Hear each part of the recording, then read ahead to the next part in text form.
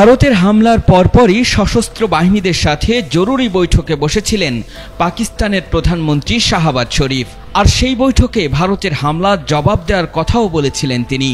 শাহবাজ শরীফের বৈঠকের পর ২৪ ঘন্টা পার না হতেই ভারতের ১৫টি শহরে সামরিক স্থাপনা লক্ষ্য করে ক্ষেপণাস্ত্র ও ড্রোন হামলা চালিয়েছে পাকিস্তান। পাকিস্তানের এমন হামলার পর অনেকটাই নতজন অবস্থায় রয়েছে ভারত। এই হামলায় ভারতের কতটা ক্ষয়ক্ষতি হয়েছে সেটি এখনও প্রকাশ করেনি নয়াদিল্লি।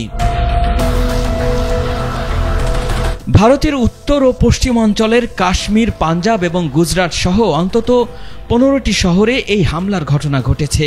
ভারতের পক্ষ থেকে জানানো হয়েছে, শ্রীনগর, পাঠানকোট, অমৃতসর, লুধিয়ানা, চণ্ডীগড় সহ অন্যান্য জায়গার গুরুত্বপূর্ণ সামরিক স্থাপনাগুলোতে পাকিস্তানের হামলার লক্ষ্য থাকলেও তারা সেখানে হামলা করতে পারেনি।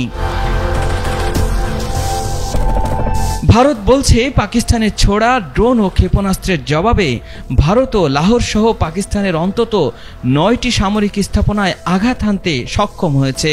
এর মধ্যে একাধিক রাডার ও আকাশ প্রতিরক্ষা ব্যবস্থা ধ্বংস করার কথাও বলছে ভারত। পাকিস্তানের ক্ষেপণাস্ত্র হামলার জবাব দেওয়ার কথাও জানিয়েছে মোদী সরকার। ভারতের সামরিক বাহিনী জানিয়েছে, পাকিস্তানের ছোড়া ক্ষেপণাস্ত্র ধ্বংসে তারা রাশিয়ার তৈরি S-400 আকাশ প্রতিরক্ষা ব্যবস্থা ব্যবহার করেছে।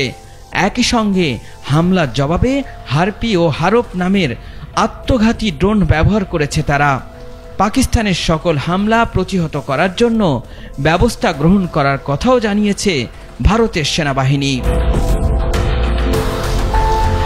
এদিকে পাকিস্তানের সেনাবাহিনী এক বিবৃতিতে জানিয়েছে, ভারতের ছোড়া অন্তত ২৫টি হারপ ড্রোন ভূপাতিত করেছে পাকিস্তান।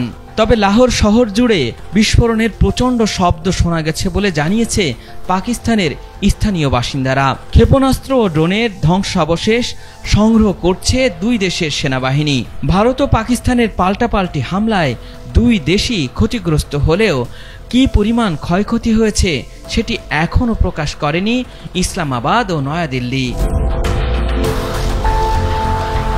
আল ইমরান, ATN বাংলা।